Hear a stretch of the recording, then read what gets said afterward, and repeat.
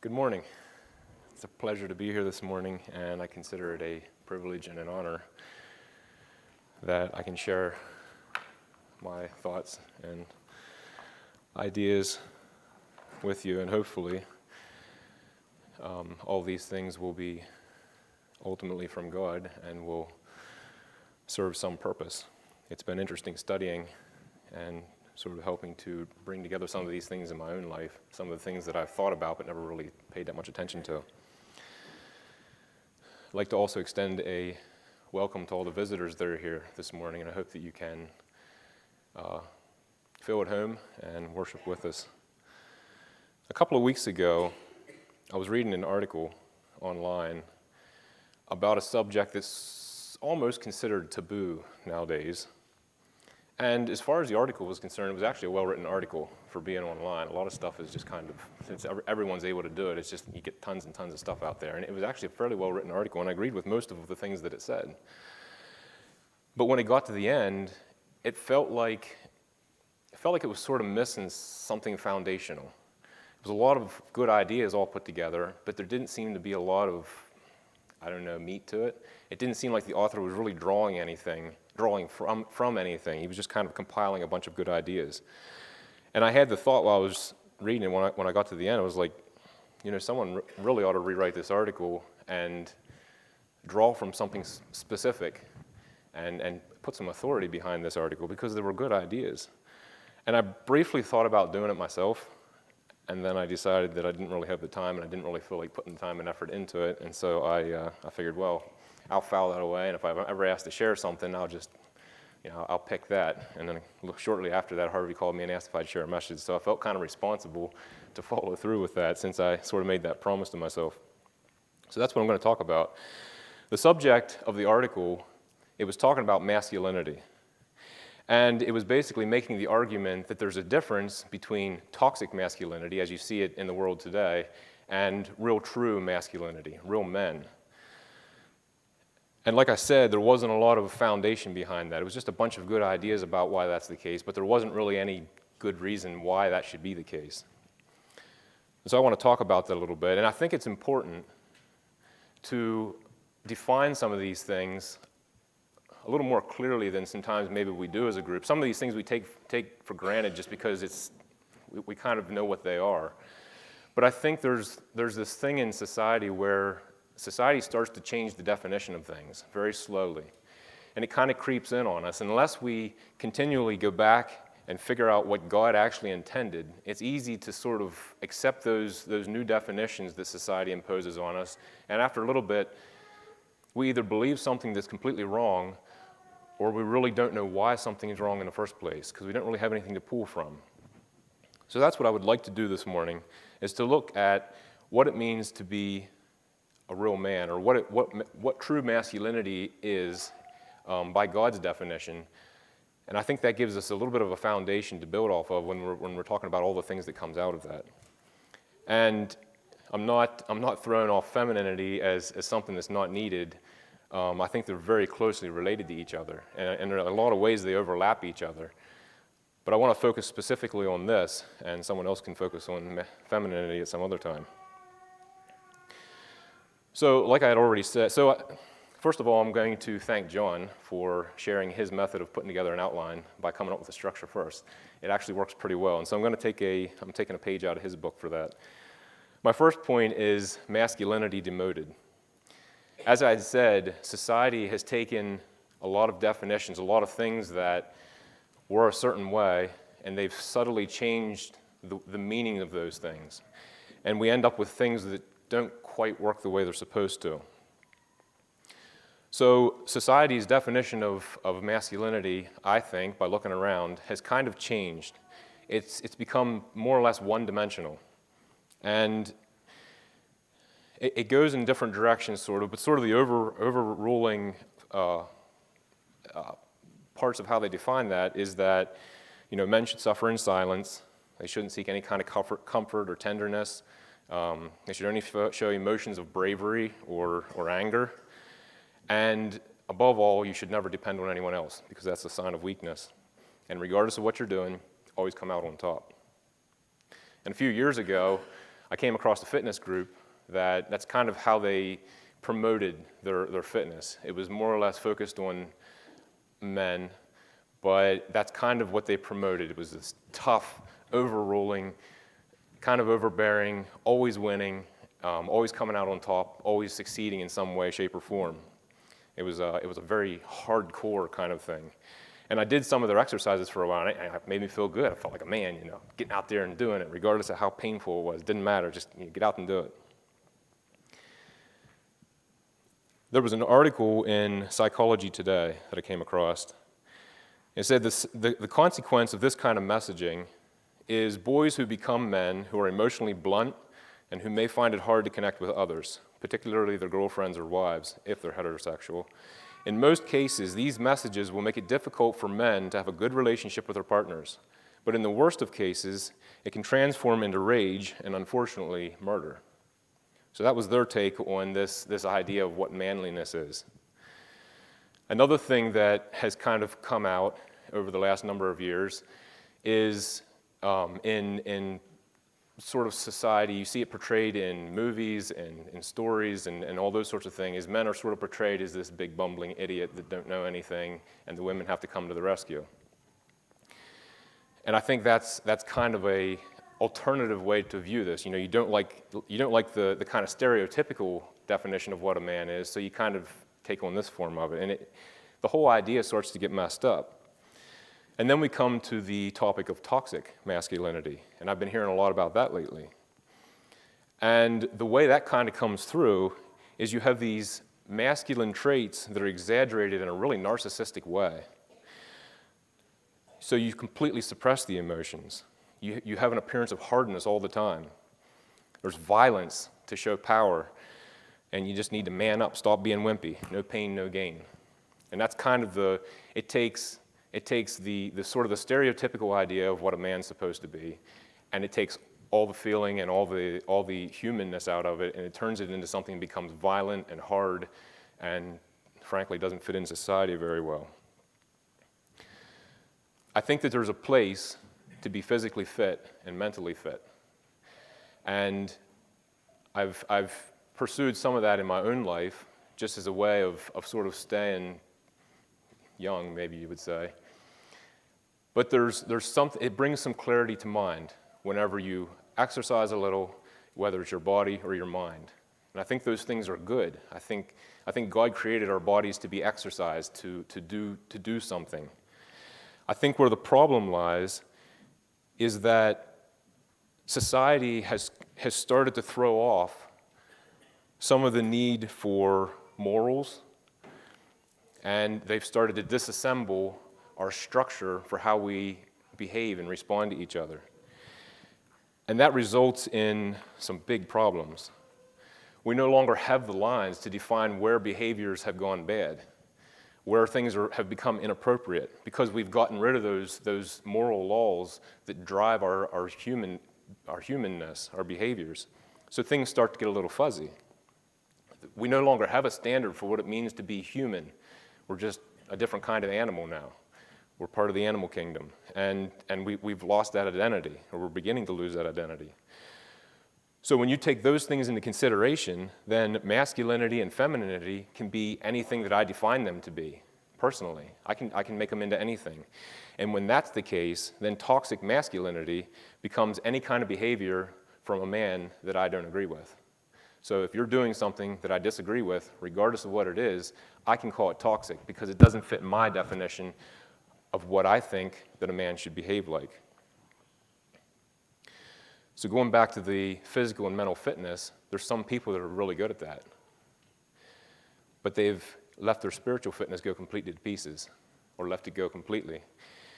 And when you don't have that spiritual awareness, those spiritual checks and balances, that's when the toxicity starts to happen. You no longer have the lines drawn for where behavior becomes appropriate and where it becomes inappropriate. So it takes those good features that God created in us, it removes God from it as much as possible, and we wind up with something that's very toxic, and it's not very fun to be around. So that's kind of society's idea of what masculinity is or is becoming. My second point is masculinity defined. And I'd like to switch gears here a little bit and talk about how what God created when he created men and when he created the behaviors and things that drive men, what he intended to be. And for that, we're going to go back to the beginning, when God created men in the first place. So you can turn to Genesis 1. Before I start, I want to go ahead and define two terms that we hear in society quite a bit today, and they're used pretty much interchangeably. And while I will agree that they're very closely related, I think there are specific differences between the two words, and so I'd like to offer a simple definition here before we get started. The first word is the word sex, and it's often used interchangeably with the word gender. And while they're very closely related, there is a difference between the two things. Sex refers to the physical part of mankind, the hardware, so to speak, to use a computer analogy. It's the thing that would require some catastrophic event, an injury, surgery, or whatever to change. It's the physical part of you. Gender is the software. It's the thinking, the behaviors, the part that makes up who you are, in a sense, as male or female. To change that would require a change in thinking or habit or behavior. And so if we take society's definition of what gender is, those behaviors and habits, then in a sense it kind of makes sense that you could change out the software for the hardware. I mean, it's just a set of behaviors and habits, right? So there's really no reason why a guy couldn't learn to act like a woman, or a woman to act like a guy, and take on those behaviors and habits. I don't think that's possible. I think you can maybe get some semblance of the idea, but I don't think it's possible to go the whole way. And here's the illustration I'm going to use for that. As most mechanics are painfully aware of nowadays, most cars run on a computer. A computer drives practically everything. It runs the engine, it runs the transmission, it runs the windows and the door locks. Everything plugs in, everything is connected with a computer. As most farmers and construction workers know, most skid loaders nowadays are also run on a computer. I'm assuming it runs the hydraulics and controls everything just with the levers and switches. Do you think it would be possible to take the computer out of a skid loader, put it in a car, and get the same kind of operation? Probably not. But why? They're kind of close to each other. I mean, a skid loader and a car are fairly similar. They both have four wheels. They both have a seat that a person sits in and controls it. It's got controls and levers. They go forwards and backwards. It kind of seems like it should be a pretty simple matter to take the computer out of one and plug it in the other one and have it go. And I would say if you're some sort of computer geek, you might be able to wrangle the code around and get some sort of function out of one and get it to work kind of in the other one. So you might be able to get it to go forwards and backwards and get some sort of control, but you lose the functionality that piece of machinery was designed for. You can't, they're not compatible with each other. So while gender might just be the software, and you might be able to sort of transfer some of the features into a different piece of hardware, into a different body, I think it's pretty much impossible to get the full functionality out of that because it wasn't created to go together. I think we need to be very careful about the ideas that we accept from society about these types of subjects, because it's very easy as time goes on and we get used to the little changes here and there, the changes in definition and the changes in the way we view things, to start to believe some of these things or start to get confused about how they're separate. There's a phrase that I've used it myself. I've heard other people use it. I'm not offended by it because I know what people mean. But it's the idea that men have a feminine side or women have a masculine side. And like I said, I'm not offended when people use the term because I know what they're saying. Generally, it means that a man's doing something that a woman would generally do or something like that. But I think that's an example of how subtle these changes in our ideas can be. When we start to define things in those terms, where we start to mix the terminology a bit, it might just be a semantics thing, but it can eventually, over time, start to change how we view things. Furthermore, statements like that kind of cheapen something that I think God created, because it says that, the thing that makes up who we are is just a set of actions or just a set of behaviors. It's something that anyone could do. We can change it around. And I think that gender was built into us from conception, from creation, and when we're born, everything's there and wired into place. And you can't take it out at that point. You can't change it out. So what is masculinity? Well, simply put, it's the qualities and traits regarded as characteristic of men. But I think it goes a little deeper than that. And for that, we're going to go to Genesis, when God created men in the first place, or mankind. Chapter 1, I'm going to start reading at verse 26. And God said, "Let us make man in our image, after our likeness, and let them have dominion over the fish of the sea, and over the fowl of the air, and over the cattle, and over all the earth, and over every creeping thing that creepeth upon the earth." So God created man in his own image.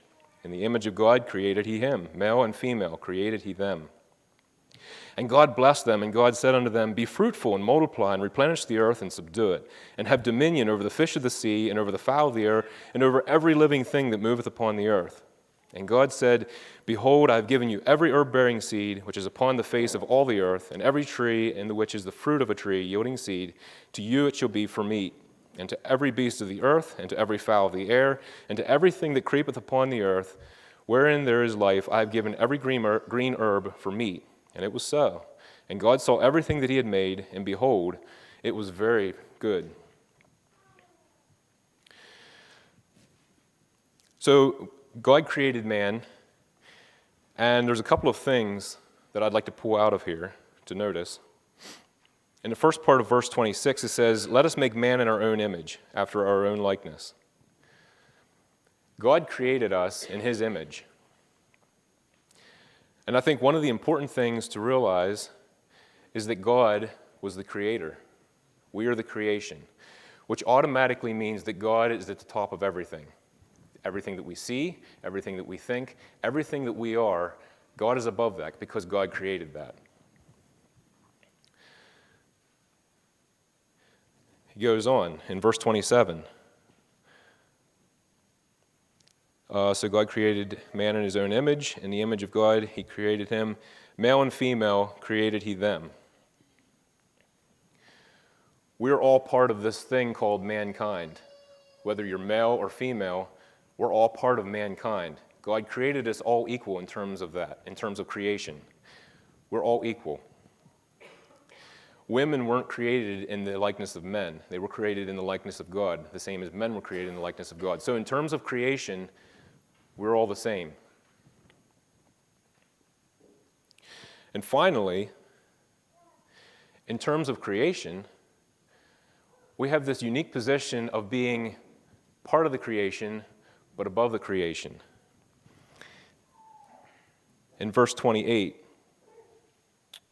in verse 26, "Let them have dominion over the fish of the sea, and over the fowl of the air, and over the cattle, and over all the earth, and over every creeping thing that creepeth upon the earth." He put us in dominion over creation. So while we're part of the creation, we're also above the creation. So we're beneath God, we're above the creation. So masculinity, I think, in terms of how God created it, is three-dimensional, not one-dimensional like society would sort of lead us to believe. And I'm going to illustrate that here. This is the way I kind of think about it.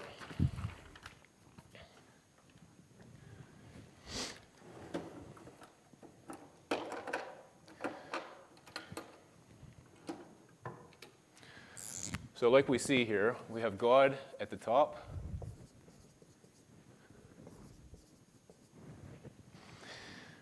And we have what I'm going to call the creation order. So under God, we have mankind. And we're part of the creation, but we're above the rest of the creation. All right? Then we have what I'm going to call a relationship order. Again, God is at the top, and we have mankind. But we're more or less equal with the rest of mankind. Oops. We're all the same. We're all on the same level in terms of creation. God created us all in his likeness. And finally, we have a headship order. And again, God's at the top.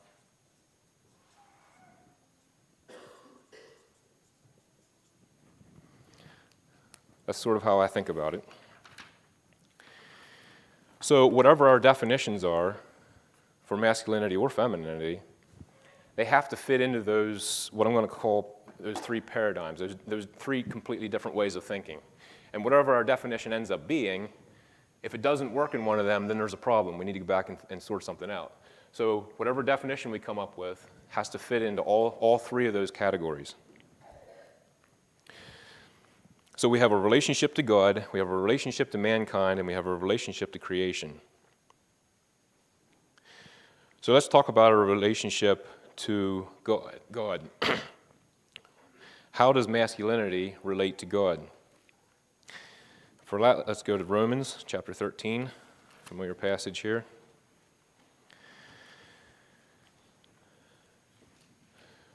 I think part of this definition is recognizing the authority that we have in our lives.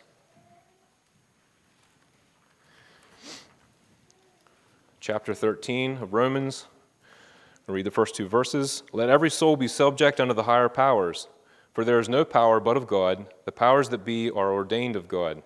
Whosoever therefore resisteth the power, resisteth the ordinance of God, and they that resist shall receive to themselves damnation. We, as mankind, and specifically men, have no authority except the authority that God has given to us. No more, no less. And if we try to take more authority than we should, and I'm going to put in there also to give up the authority that we've been given, we risk bringing on ourselves damnation. Because it's an ordinance of God. He designed it to be this way. And if we resist that, we take consequences for that. If you go to where Jesus was standing in front of Pilate, and Pilate said, "Don't you know I have the power to kill you or let you live?" Jesus reminded him of his place of authority. He said, "No, you don't. God gave you your authority. You have the authority, you only have the power to do what God has allowed you to do." He reminded Pilate of his place of authority. If we try to get around what God has designed for us, as far as our authority in relation to all these three things, we risk taking damnation on ourselves, because God designed it to be a certain way. Masculinity, what it means to be a man, also has to relate well with the rest of the creation that God created. And I find this rather interesting. As much as mankind likes to be at the top of the pile, everywhere you look, people are trying to bring creation up to the level of, they're trying to humanize creation. And you see that with the pets, the obsession over animals' rights, veganism.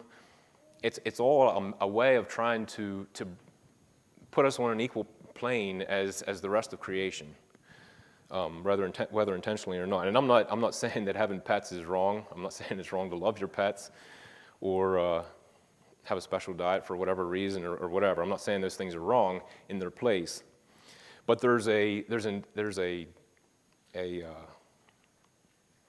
kind of an obsession over it. In 2014, a man married his dog at Chapel of Our Lady at Presidio in San Francisco. In 1992, Mark Matthews married his horse and wrote a memoir about how he concealed it from his Methodist family. I thought that was rather unique.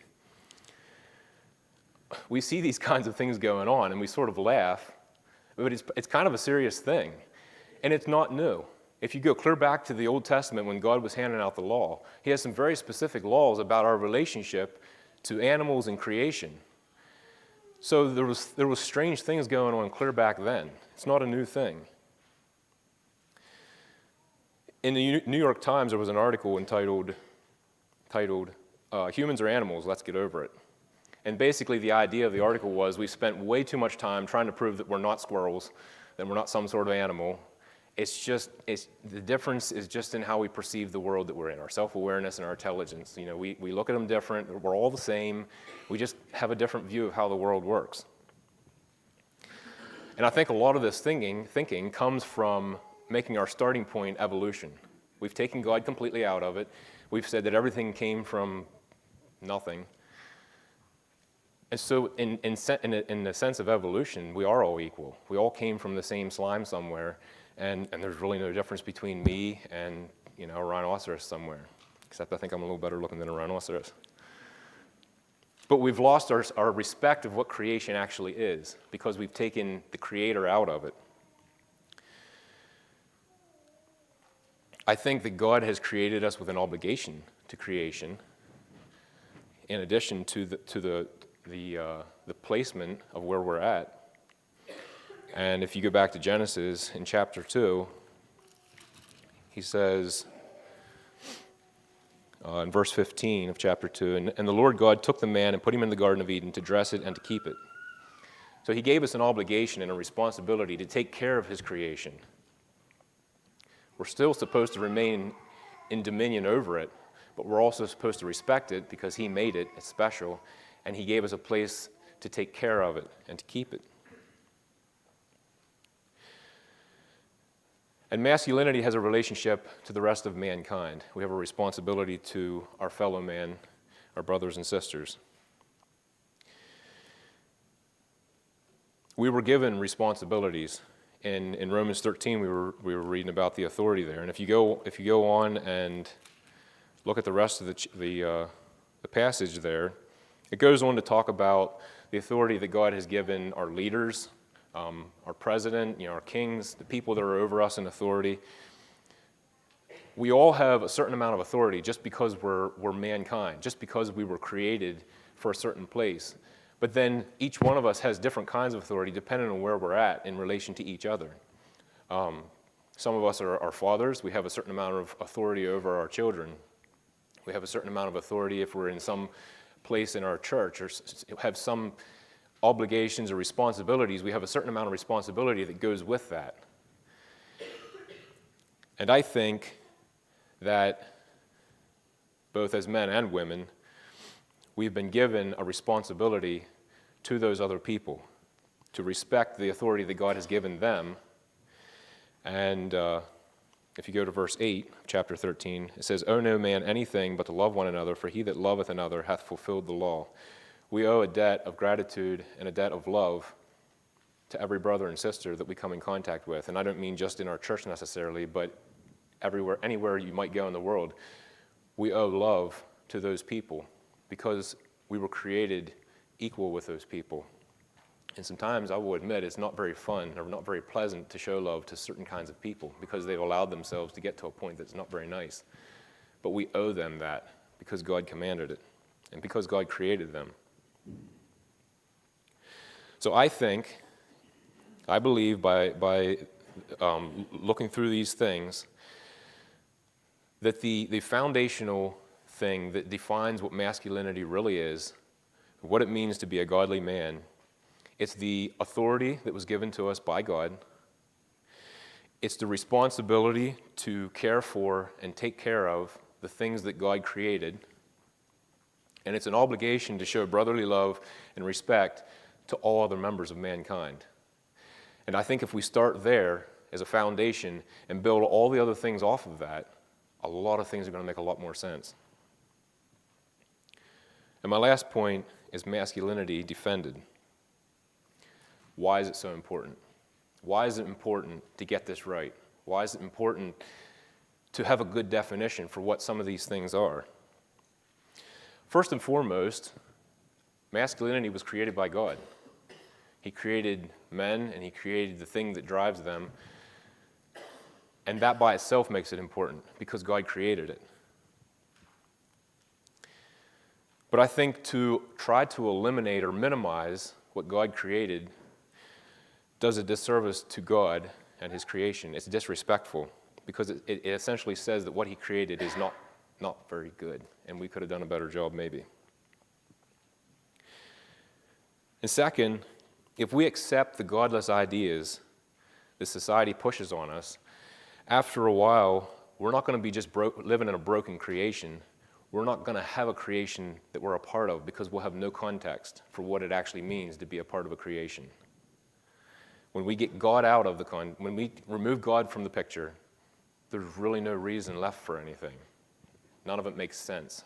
And I think that that's why you see a lot of depression and suicides and all those people have gotten to the end. They realize that there's no point and there's nothing left to live for because they've forgotten who created them. So let's go back and revisit toxic masculinity. What causes that? And I think it's pretty simple. It's when you take all the characteristics that define what a man is and you take God out of it. In fact, if you take God out of pretty much anything, it becomes toxic after a while.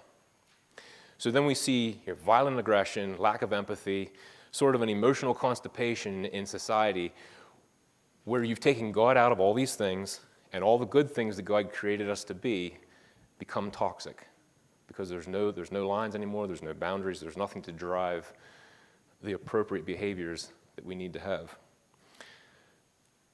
And so what are some good things that come out of getting our foundation, the foundational part of who we are, getting that right? What are some of the good things that come out of that?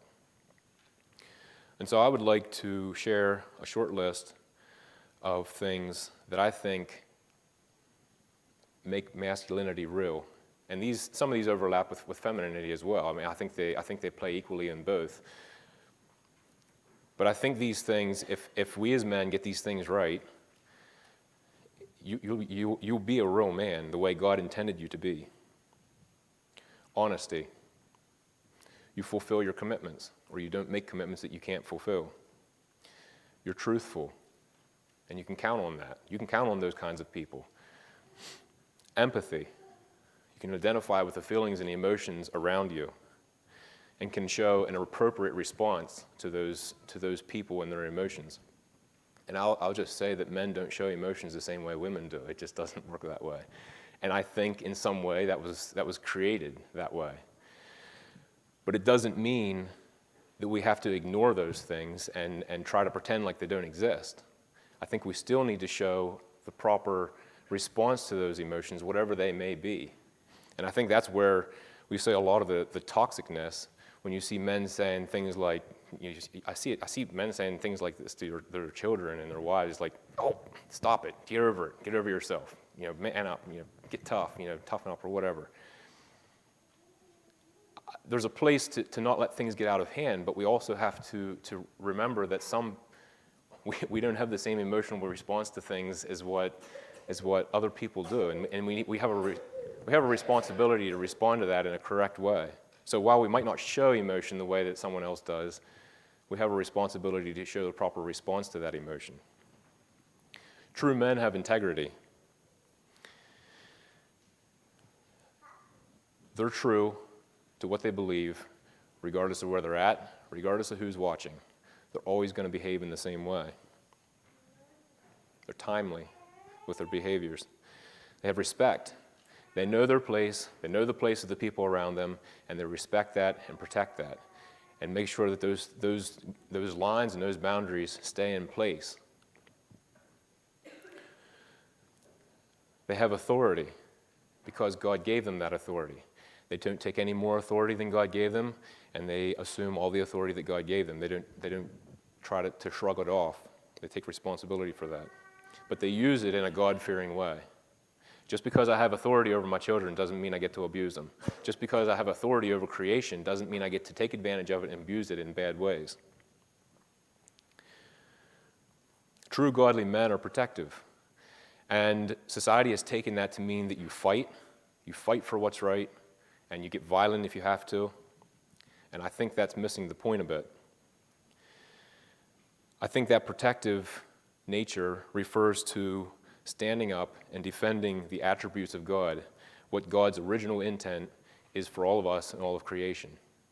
We're going to defend those things. Doesn't mean we're going to go out and be violent and fight for it, but we're going to stand up for it and not let someone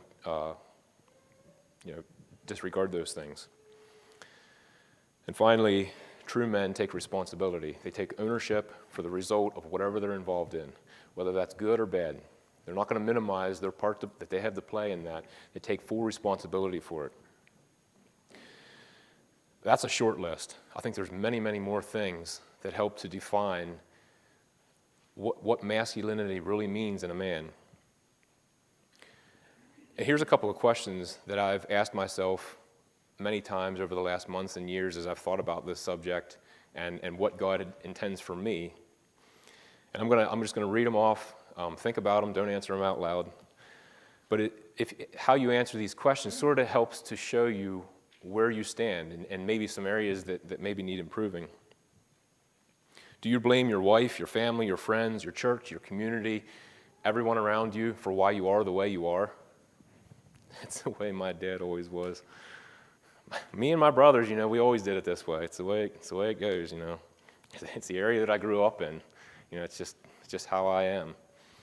Do we shade the truth or tell an outright lie just to, make things look a little better for us? And I'll just put in there that not telling the whole truth and letting someone under a false impression is just as bad as telling someone an outright lie. It's the same thing in the end. Do you treat other people coldly? You refuse to have any connection with how they feel or with what they're thinking. You push them back. You make sure you don't get involved with anyone. Do you back down or join in anytime someone treats people, creation, or God with contempt?